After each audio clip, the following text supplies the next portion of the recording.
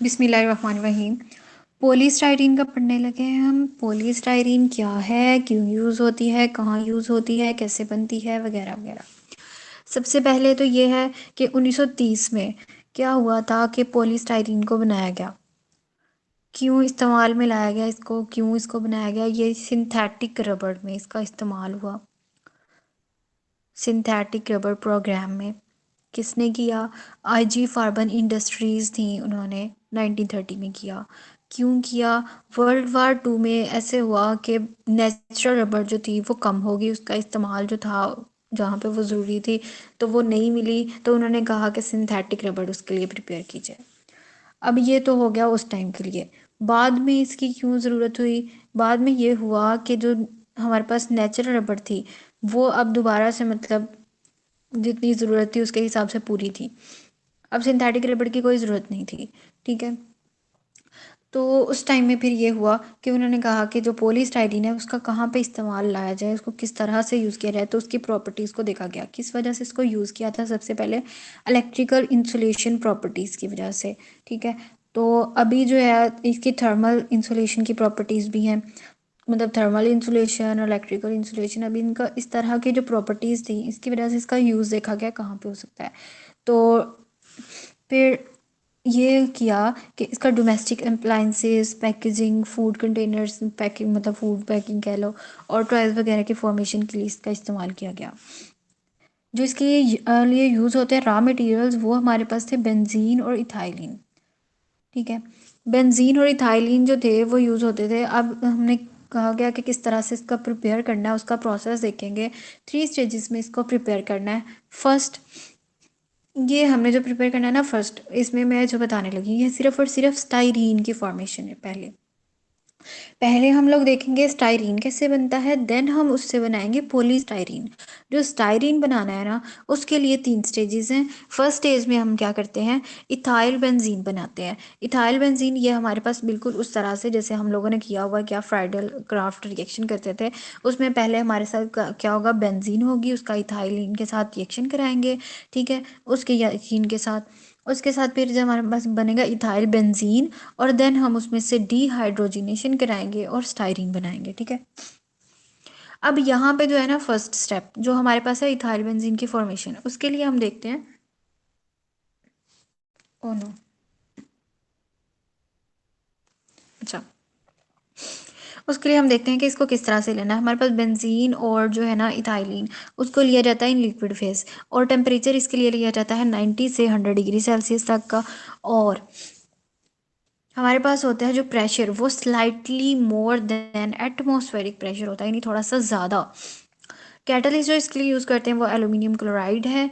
ठीक है, और कैटलिस्ट, इस कैटलिस्ट को प्रमोटर के लिए मतलब प्रमोट करने के लिए, उसको स्पीड अप करने के लिए यूज़ को तो हम यूज़ करते हैं इथाइल क्लोराइड। ठीक है, अब यहाँ पे उन्होंने कहा हम लोग मोल रेशो लेते हैं, जो हमारे पास 2 कंपोनेंट है, बेंजीन बेंजीन और इथाइलिन। ठीक है, इसके लिए हम लोगों ने मोल रेशो लेनी है 1:6, यानी बेंजीन हमारा होगा 1 और इथाइलिन जो है वो 0.6 की रेशो से। अब यहाँ पे हमें देखा गया कि बेंजीन जो है वो ज़्यादा यूज़ हो रहा है। इसकी रीज़न बताई गई कि यहाँ पे हमारे पास क्या होता है, पोली इथाइल बेंजीन जो है वो प्रोडक्ट बनने लग जाते हैं। यानी हमें चाहिए स्टाइरीन, यानी 1 पे जो है ना हमारा ये ग्रुप अटैच हो, ठीक है, मिथाइल। लेकिन हमारे पास हुआ क्या कि 1 2 3 4 5 6 किसी के पे भी अटैच होगा, 1 6 1 4 1 3, मतलब इस तरह से कुछ भी प्रोडक्ट बन जाएंगे पॉली इथाइलिन इथाइल बेंजीन के, तो हमें वो नहीं चाहिए थे। ठीक है, इसके लिए हम लोगों ने क्या किया, बेंजीन को थोड़ा ज़्यादा यूज़ किया कि मतलब अब बेंजीन ज़्यादा होगी तो इथाइलिन को मौका नहीं मिलेगा कि मतलब वो किसी और, मतलब एक ही बेंजीन पे जाए, वो दूसरी बेंजीन होंगी अवेलेबल तो वो उनके साथ रिएक्ट करेगा। ठीक है, लेकिन फिर भी हमारे प्रोडक्ट में ऐसा होता है कि पॉलीइथाइल बेंजीन भी बनते हैं। अब यहाँ पे जो मैंने इसको सपोज किया ये स्ट्रक्चर बिल्कुल ऐसा तो नहीं है, लेकिन हमने कहा कि हम बॉटम से जो है ना रिएक्टेंट भेजते हैं, ठीक है, अपने कंटेनर में, और जो है प्रोडक्ट हम जो है ना उसके टॉप से कलेक्ट करते हैं। ठीक है, तो इसको बस मैंने सपोज करने के लिए कुछ इस तरह से बना दी डायग्राम। अब जो प्रोडक्ट है ना वो हमारे पास क्या होते हैं, उनको जब हमारे पास प्रोडक्ट ऑब्टेन हो गए, हमने ऊपर वाली सरफेस ऑब्टेन कर लिया, देन हमारे पास क्या होता है, उसको कूल किया जाता है। अब कूल करने पे हमारे पास ना 2 लेयर्स आती हैं। एक लेयर जो होती है उसमें हमारे पास होती है एल्यूमिनियम क्लोराइड और हाइड्रोकार्बन कम्प्लेक्स, ये सारी चीज़ें होती हैं। और सेकंड लेयर में हमारे पास होती है ethyl benzene, poly ethyl benzene, जिसके मैंने पहले बताया था ये प्रोडक्ट में आएगा, और बेंजीन। ठीक है, मतलब बेंजीन जो रिएक्ट नहीं हुई क्योंकि हमारे पास हमने एक्स्ट्रा बेंजीन ली थी ना, इसलिए। तो अब ये हमारे पास आ गया, ये हमारे काम की चीज़ है इथाइल बेंजीन, इसको हम लोग डिस्टिलेशन से सेपरेट कर लेंगे, लेकिन ये हमारे काम की नहीं है। अब ये नहीं कि ये अब क्या किया जाए इसके साथ, बेंजीन तो चलो रिएक्टेंट है, वो रिएक्टेंट के तौर पे दोबारा यूज़ कर लेंगे, इसको हम लोग रिसाइकिल कर लेते हैं इन दोनों चीज़ों को। और इसको रिसाइकिल किस तरह से करते हैं, इसको डी अल्काइलेशन करा देते हैं, यानी इसके साथ इथाइल जो है वो सेपरेट करा देते हैं, बेंजीन जो है वो सेपरेट करा देते हैं, ताकि हम उसे यूज़ कर सकें दोबारा। अब हमारे पास क्या है कि ये था पुराना मेथड कि हम लोग डिस्टिलेशन से इथाइल बेंजीन को सेपरेट कर लेते थे। अब हमारे पास न्यू ये है कि टेम्परेचर हम 420 डिग्री सेल्सियस लें, प्रेशर जो है 1.2 से 2 मेगा पास्कल, जिसे हम कहेंगे 12 से 20 एटीएम। मेरी राइटिंग भी ना जाना बड़ा, मुझे पता है कैसे लिखा गया था। अच्छा, कैटलिस्ट जो है वो जियोलाइट हम यूज़ करेंगे, ठीक है। अब इस पे हम लोग करेंगे सारा जो गैस फेज प्रोसेस कराएंगे, और देन हम उसको इथाइल बेंजीन को सेपरेट करेंगे। और हमारे पास अब यहाँ पे किस तरह से होगा, हमारे पास ये सिंपल करके रिएक्शन दिखाया हुआ है, बेंजीन है, इथाइल ये इथाइलिन है, और ये हमारे पास यहाँ पे आ जाएगा इथाइल बेंजीन, ठीक है। मतलब CH2, और यहाँ पे क्योंकि हाइड्रोजन होता है ना, तो वो इसके साथ आ जाएगा CH3 हो जाएगा। तो ये आ गया इथाइल बेंजीन हमारे पास। देन हमारे पास है सेकंड स्टेज, इसमें हम लोगों ने करानी है डीहाइड्रोजीनेशन। डीहाइड्रोजीनेशन मतलब डी मतलब रिमूवल, हाइड्रोजीनेशन मतलब हाइड्रोजन का, ठीक है। अब इसमें हम लोग करवाएंगे, यहाँ माइनस लिखा है वो नज़र नहीं आ रहा पर, ओके। इथाइल बेंजीन का यहाँ पे जो है ना, मतलब डिहाइड्रोजनेशन कराएंगे, यहाँ पे हम हाइड्रोजन जो है वो H2 जो है वो माइनस हो जाएगा, तो यहाँ पे क्या बन जाएगा, डबल बॉन्ड, ठीक है। पहले हमारे पास था CH2 CH3, अब यहाँ पे आएगा CH और CH2, और देन में हमें क्या होगा, डबल बॉन्ड, और ये हमारे पास आ गया स्टाइरीन। इसके लिए हमने टेम्परेचर लिया 600 से 650 डिग्री सेल्सियस।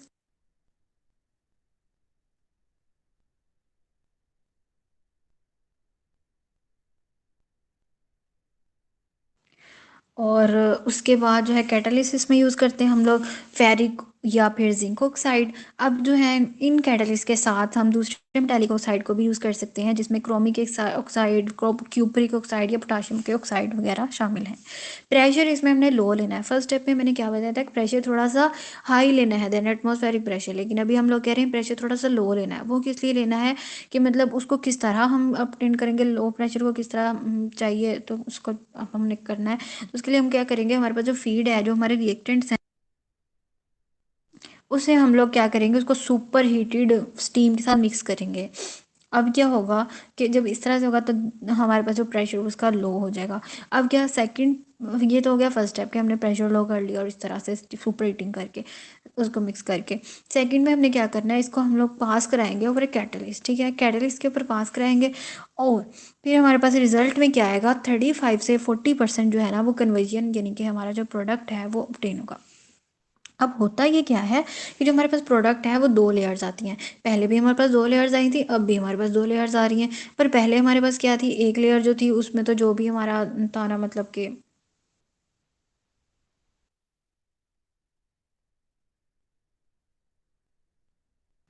सारे कैटलिस्ट का जो भी मतलब कि फर्स्ट लेयर में, और दूसरी चीज़ें थी जिसमें इथाइल बेंजीन और जो भी प्रोडक्ट एक्स्ट्रा बने थे वो सारा कुछ आ गया था। अभी इसमें जो है, इसमें हमारे साथ इस तरह से होगा कि एक्वस लेयर आएगी, और ऑर्गेनिक लेयर में हमारे पास ये चीज़ें होंगी, और इनके स्पेसिफिक मतलब बता दिया परसेंटेजेस इतनी इतनी होंगी, ये अभी नहीं है, ये सिर्फ तार तार तक। इथाइल ऑर्गेनिक लेयर में क्या होगा, स्टायरीन होगी 37%, इथाइल बेंजीन होगा 61%, बेंजीन होगा, टोलिन होगा, टार होगा 2%, ये तीनों चीज़ें 2% होंगी। अब हम लोगों ने क्या करना है, इसको हम लोग स्टायरीन को सेपरेट कराते हैं बाय डिस्टिलेशन, लेकिन आगे देखेंगे किस तरह से। अब यहाँ पे क्योंकि हमारे पास ना इतने ज़्यादा प्रोडक्ट आए हैं, तो इसमें हम लोग क्या करते हैं,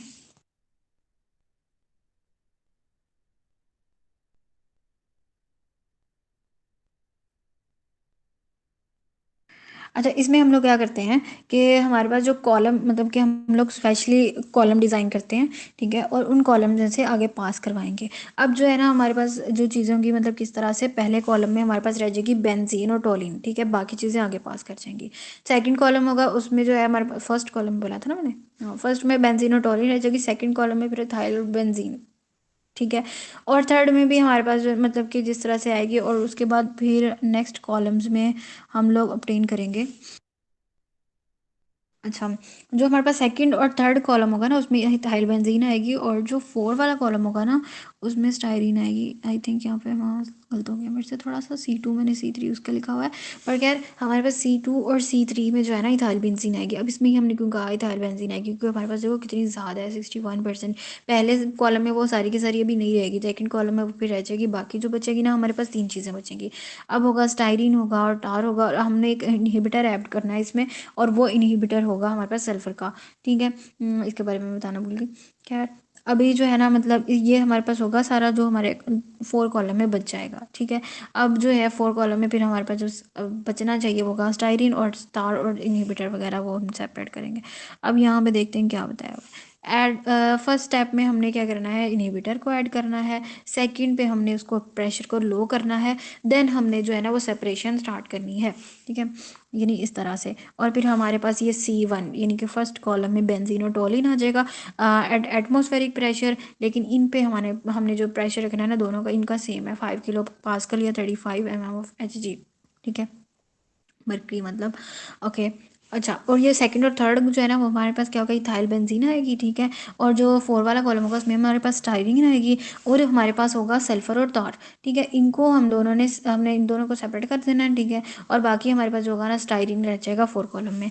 अब लास्ट और थर्ड स्टेप जो हमारे पास है वो क्या है, कि हमने इनहिबिटर ऐड करना है। अब एक और अब इसमें क्या होता है, हमारे पास ना टर्शरी ब्यूटाइल कैटिकोल ऐड करते हैं। अच्छा, जब हमने इनहिबिटर ऐड किया था ना सल्फर, उससे हमारे पास होगा कलर प्रोडक्ट आएगा। ठीक है, अब हमारे पास जो भी उसका ब्लैकिश है जिस तरह से, तो अब यहाँ पे हमारे पास क्या होगा कि हमने जो है ना डिसकलरेशन करनी है, क्योंकि हमारा जो स्टाइलिन होता है वो क्या होता है, प्योर हमने ऑब्टेन करना है। तो इसके लिए हम क्या करेंगे, इसका हम एजेंट ऐड करेंगे, डिसकलरेशन एजेंट, और इसमें क्या होगा, टर्शी ब्यूटाइल की जो कैटिकोल ऐड करेगा, जो कि इसको कलरलेस लिक्विड में कन्वर्ट कर देगा। अब यहाँ पे जो प्रोडक्ट आता है वो कलरलेस लिक्विड होता है, और उसकी एक स्पेसिफिक करेक्टरिस्टिक ऑर्डर होती है। ठीक है, खुशबू जिस तरह की भी हो। ठीक है, और फिर हमारे पास अब तो हमारे पास आ गया स्टायरीन आ गया है। ठीक है, नेक्स्ट हमारे पास क्या काम है, हमारे पास ये है कि हमारे पास पॉलीस्टायरीन प्रिपेयर किया जाए। अब हम देखते हैं कि इसकी प्रिपरेशन किस तरह से करनी है। हमारे पास होते हैं 4 मेथड जिनसे हम लोग इसकी पॉलीमराइजेशन करा सकते हैं। फर्स्ट जो होता है उसे कहते हैं सस्पेंशन, सेकंड जो है उसे कहते हैं बल्क, थर्ड जो है उसे कहते हैं सोल्यूशन, और फोर्थ जो है वो है इमल्शन। अब इसको यहाँ से करेंगे। सस्पेंशन पॉलीमराइजेशन क्या होता है, ये सिंप्लीफाई मतलब इसमें क्या होता है, suspension processes simplify the heat transfer problem associated with bulk method, and unlike solution method they do not involve solvent removal and recovery। इसमें वो कह रहे हैं हमारे पास सिंपल प्रोसेस है, बल्क मेथड की तरह नहीं कि इसमें सेपरेशन करनी पड़े सॉल्वेंट वगैरह की। लेकिन इसका डिसएडवांटेज है कि क्या, इसमें हमारे पास स्टेप ऑफ ड्राइंग जो है ना वो ऐड करना पड़ता है, क्योंकि हमने पहले सॉल्वेंट रिमूव नहीं किया, इस वजह से हमें इसे ड्राइंग करनी पड़ेगी। And does not easily lend itself to continuous separation. और ये जो है ना, मतलब इस तरह से ये कॉन्टिन्यूस नहीं किया जा सकता, इसके लिए हम क्या करेंगे, बैच प्रोसेस करेंगे, नहीं स्टेप बाय स्टेप। ठीक है, अब बैच वाइज इसे करेंगे in a stirred reactor jacketed for heat and cooling, मतलब कि उसको यानी क्लोज किया गया है हीटिंग और कूलिंग से प्रिवेंट करने के लिए। और हमारे पास जो है ना टिपिकल फॉर्मुलेशन जो दी जाती है वो किस तरह से है, डोडिसाइल बेंजीन सल्फोनेट है, बेंजाइल पेरोक्साइड है, इसकी सारी अमाउंट बताई गई है। ये सस्पेंडिंग एजेंट है, ये इनिशिएटर है, इसका 100 पार्ट्स बाय वेट हमने लेना है स्टायरीन। और वाटर जो है वो हमारे पास डी मिनरलाइज वाटर लेना है 70। अब और ट्राई कैल्शियम फॉस्फेट है 0.8, सस्पेंडिंग एजेंट है, ये भी 2 हमने सस्पेंडिंग एजेंट लिए।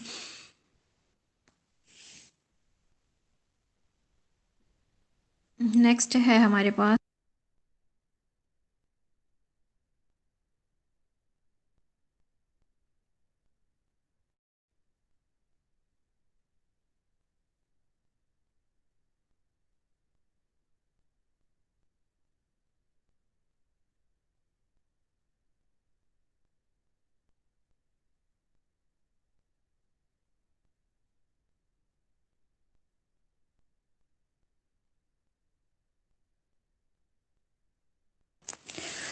ओके, अभी हमने क्या करना है, इसमें हमने क्या करना है, रिएक्शन टेम्परेचर जो हमने रखना है वो हमारे पास होगा रिएक्शन 90 डिग्री सेल्सियस का।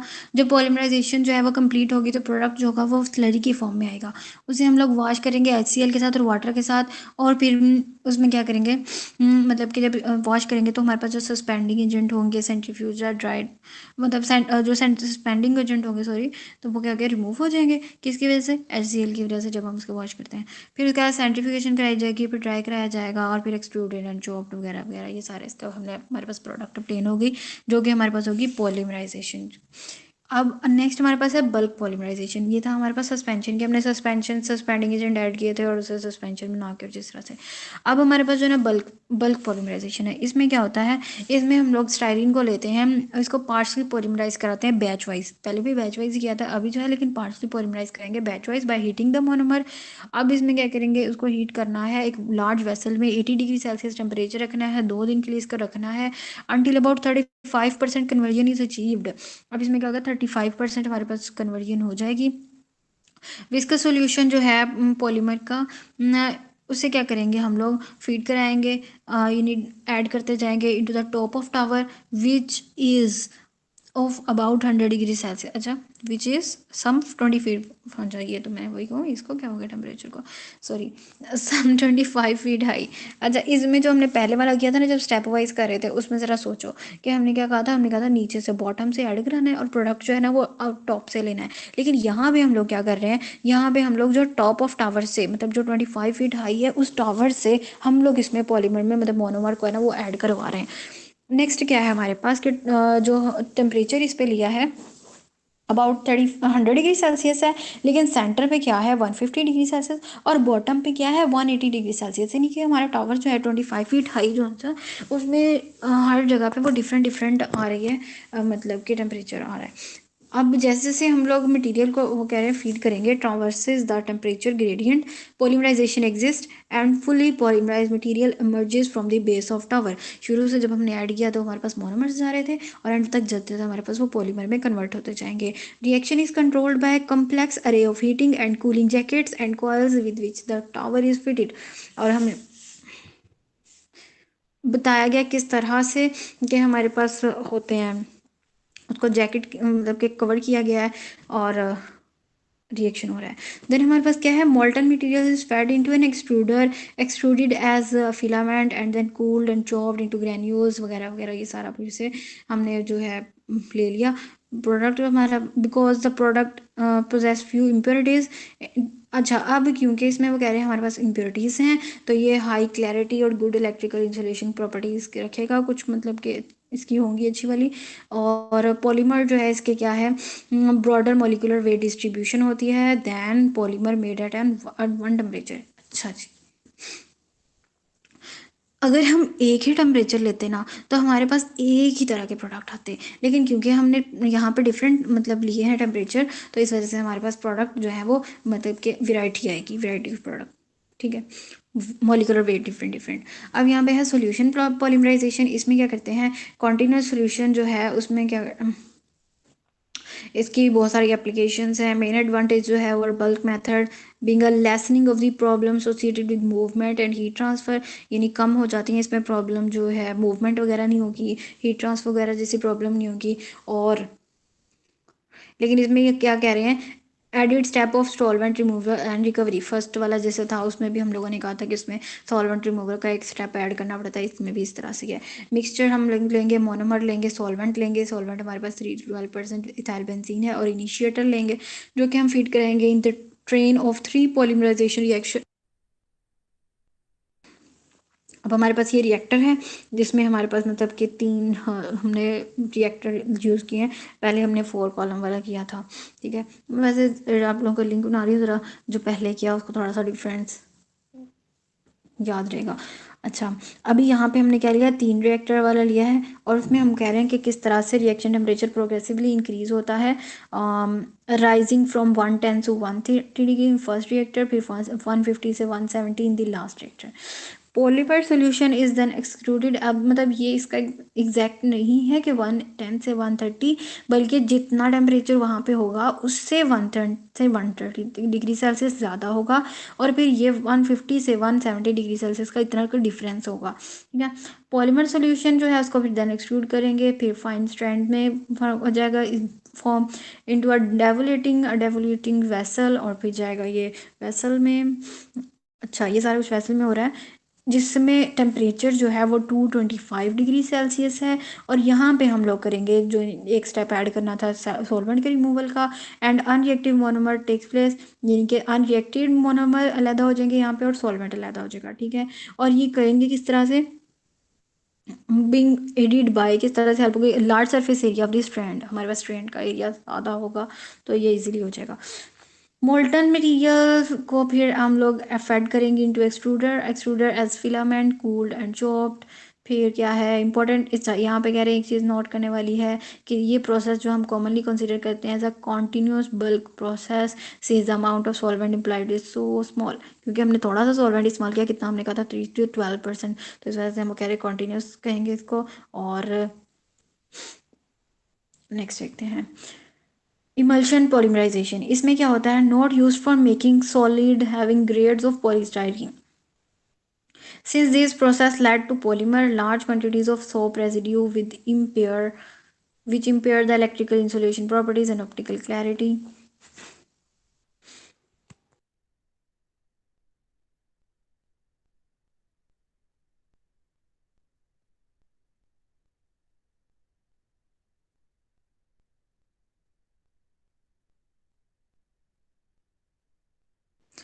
अच्छा, वो कह रहे हैं हमारे पास जो दूसरी है ना, मतलब कि पॉलीमराइजेशन, उसमें ऐसा नहीं होता कि large quantities of soap residue बने किस तरह से हमारे पास, और इलेक्ट्रिकल इंसुलेशन की प्रॉपर्टीज और क्लैरिटी इतनी अच्छी है, जबकि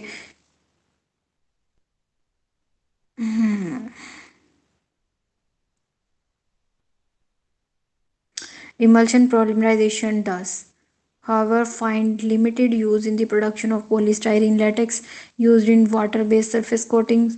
और इमल्शन जो पॉलीमराइजेशन है ये क्या होता है, इसका प्रोडक्ट वो कह रहे हैं इसकी वजह से यूज़ किया जाता है क्योंकि सोप रेजिड्यू वगैरह बनाने के लिए, जिस तरह से सोप मैन्युफैक्चर कह लो, तो इसके लिए यूज़ होता है। और क्या होता है, इसका use very similar to those utilise for other polymer latices, for example polyvinyl acetate latex में इसका यूज़ है इमल्शन पॉलीमराइजेशन का।